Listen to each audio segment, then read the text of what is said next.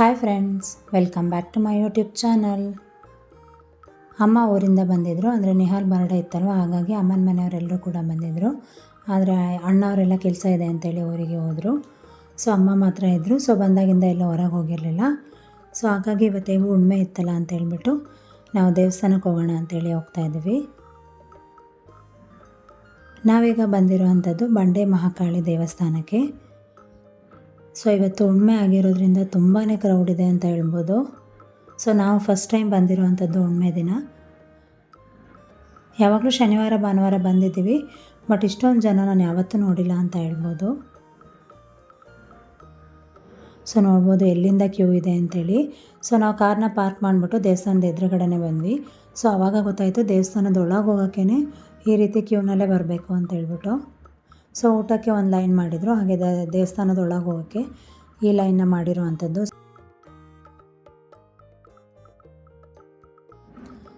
So ನೋಡ್ಬೋದು ನೀವೇ ಎಷ್ಟು ದೂರ ಇದೆ ಕ್ಯೂ ಅಂತೇಳ್ಬಿಟ್ಟು.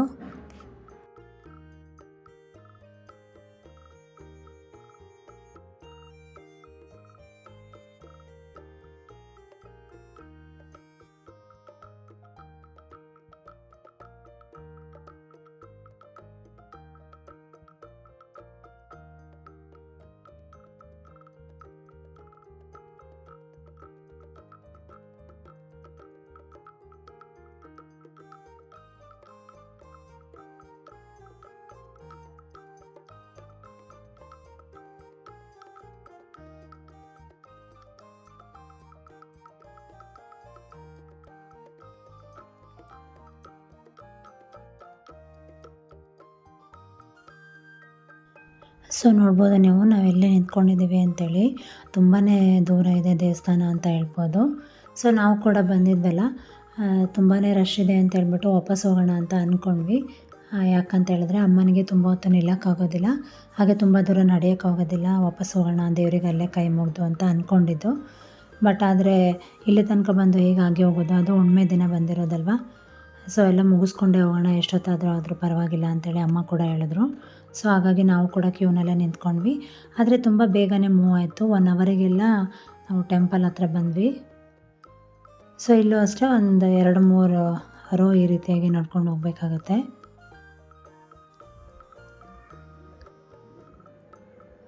ಬಟ್ ಬೇಗನೆ ಲೈನು ಮೂವ್ ಆಗ್ತಾಯಿತ್ತು, ಬಟ್ ದೂರ ತುಂಬ ಜಾಸ್ತಿ ಇತ್ತು ಅಷ್ಟೇ. ಸೊ ನಾವೀಗ ಟೆಂಪಲ್ ಎದುರುಗಡೆ ಬಂದ್ವಿ. ಸೊ ನಂತರ ಅಲ್ಲಿ ನೀವು ಯಾವ ರೀತಿ ಟಿಕೆಟ್ ಆದರೂ ತೊಗೊಂಡು ಹೋಗ್ಬೋದು, ಇಲ್ಲಾಂದರೆ ಧರ್ಮ ದರ್ಶನಕ್ಕಾದರೂ ಹೋಗ್ಬೋದು. ಸೊ ಆಲ್ರೆಡಿ ತುಂಬ ಹೊತ್ತಾಗಿತ್ತಲ್ವ ನಡೆದು, ಅಮ್ಮನಿಗೂ ಕಾಲಾಗೋದಿಲ್ಲ ಅಂತ ಹೇಳ್ಬಿಟ್ಟು. ಸೊ ಯಾವಾಗಲೂ ಅಷ್ಟೇ ನಾವು 100 ರೂಪೀಸ್ ಟಿಕೆಟು ಅಥವಾ 200 ತೊಗೊಂಡು ಹೋಗ್ತೀವಿ. ಅಂದರೆ ಕ್ರೌಡ್ ಮೇಲೆ ಡಿಪೆಂಡು, ಹೇಗಿರುತ್ತೆ ಅದ್ರ ಮೇಲೆ ನೋಡಿಕೊಂಡು ಹೋಗೋವಂಥದ್ದು. ಸೊ ಇವತ್ತು ತುಂಬಾ ರಶ್ ಇತ್ತು ಅಂತ ಹೇಳ್ಬಿಟ್ಟು 200 ರೂಪೀಸ್ ಟಿಕೆಟ್ನ ತೊಗೊಂಡು ನಾವೀಗ ದರ್ಶನಕ್ಕೆ ಅಂತೇಳಿ ಬಂದ್ವಿ.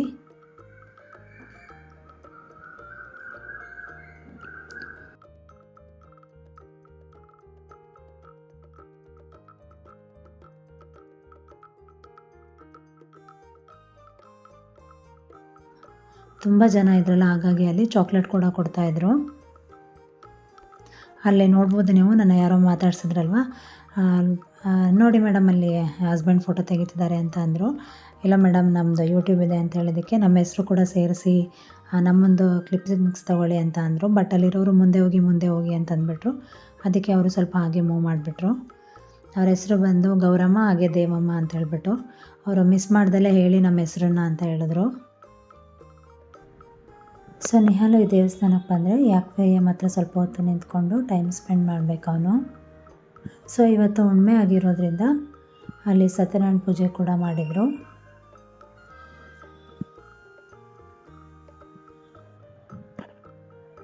ಸೊ ನಾವು ಕೂಡ ತಾಯಿ ದರ್ಶನ ಮಾಡ್ಕೊಂಡ್ವಿ. ತುಂಬಾ ಚೆನ್ನಾಗಾಯಿತು ಅಂತ ಹೇಳ್ಬೋದು.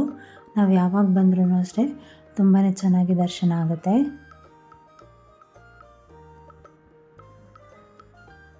ಸೊ ಇಲ್ಲಿದೆ ನೋಡಿ, ಇದೆಲ್ಲ ದೇವರಿಗೆ ಉಡಿಸಿರೋ ಅಂತಹ ಸೀರೆ. ನೀವು ಬೇಕಾದರೆ ತೊಗೋಬಹುದು.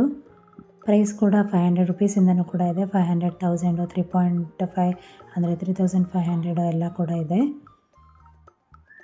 ಸೊ ನಾವು ಕೂಡ ತಾಯಿ ದರ್ಶನ ಮುಗಿಸ್ಕೊಂಡು ಈಗ ಪ್ರಸಾದಕ್ಕೆ ಅಂತೇಳಿ ಹೊರಟ್ವಿ. ಸೊ ಪ್ರಸಾದ ಹಾಗೆ ಎಕ್ಸಿಟು ಒಂದೇ ವೇನಲ್ಲೇ ಹೋಗಬೇಕಿತ್ತು. ಸೊ ಅದೊಂದು ಅಲ್ಲಿ ಸರಿಯಾಗಿ ವ್ಯವಸ್ಥೆ ಮಾಡಿರಲಿಲ್ಲ ಅಂತ ಹೇಳ್ಬೋದು. ಏನಕ್ಕಂದರೆ ನಾವು ಊಟ ಬೇಡ ಎಕ್ಸಿಟಿಂದ ಹೋಗೋಣ ಅಂತಂದರೂ ಕೂಡ ಅಲ್ಲಿ ಹೋಗೋ ಹಾಗೆ ಇರಲಿಲ್ಲ. ನಾವು ಊಟಕ್ಕೆ ಹೋಗೋ ದಾರಿಲೇ ಹೋಗ್ಬಿಟ್ಟು ಅಲ್ಲಿ ಎಕ್ಸಿಟ್ ತೊಗೋಬೇಕಾಗತ್ತೆ. ಸೊ ನಾವು ಪ್ರಸಾದನ ತೊಗೊಂಡು ಹೀಗೆ ಮುಂದೆ ಬಂದ್ವಿ. ಸೊ ಅಲ್ಲಿ ಹೋಗೋವಾಗ ನನಗೆ ಇದು ಡಾಲ್ಸು ತುಂಬಾ ಇಷ್ಟ ಆಯಿತು. ನೋಡ್ಬೋದು ಎಷ್ಟು ಕ್ಯೂಟಾಗಿದೆ ಅಂತೇಳಿ. ಸೊ ಇದನ್ನ ಬೇಕು ಅಂತೇಳಿ ನಾನು ತಗೊಳ್ತಾ ಇದ್ದೆ.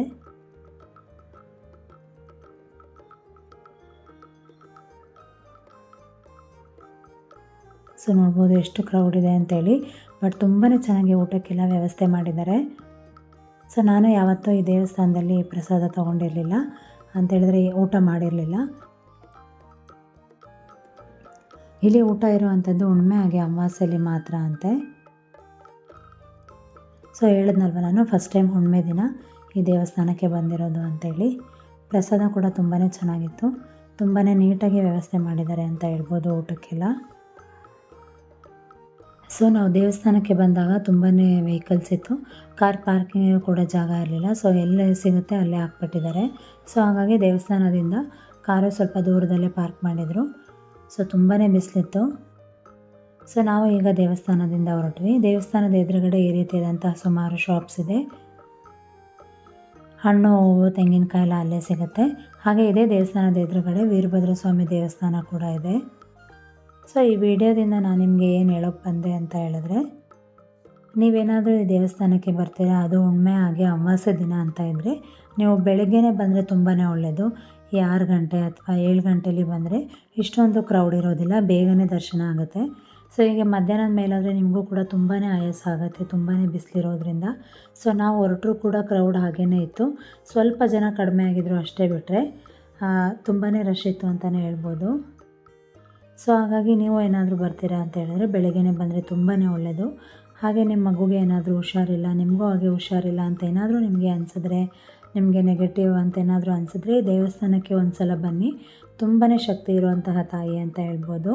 ಸೊ ನೋಡಿದ್ರಲ್ಲ, ಜನ ಇರೋದ್ರಲ್ಲೇ ಗೊತ್ತಾಗುತ್ತೆ ಎಷ್ಟು ಭಕ್ತಿಯಿಂದ ಎಲ್ಲರೂ ಬರ್ತಾರೆ ಅಂತೇಳಿ. ಸೊ ನಿಹಾಲ್ಗೆ ಇವೆರಡು ಟಾಯ್ಸ್ ತುಂಬಾ ಇಷ್ಟ ಆಯಿತು. ತುಂಬಾ ಇಷ್ಟಪಟ್ಟು ಇಟ್ಕೊಂಡಿದ್ದ. ಸೊ ನೋಡಿದ್ರಲ್ಲ, ನಿಮ್ಮೆಲ್ಲರಿಗೂ ಈ ವಿಡಿಯೋ ಇಷ್ಟ ಆಗಿದೆ ಅಂತ ಅಂದ್ಕೊಂಡಿದ್ದೀನಿ. Thank you for watching this video. Take care.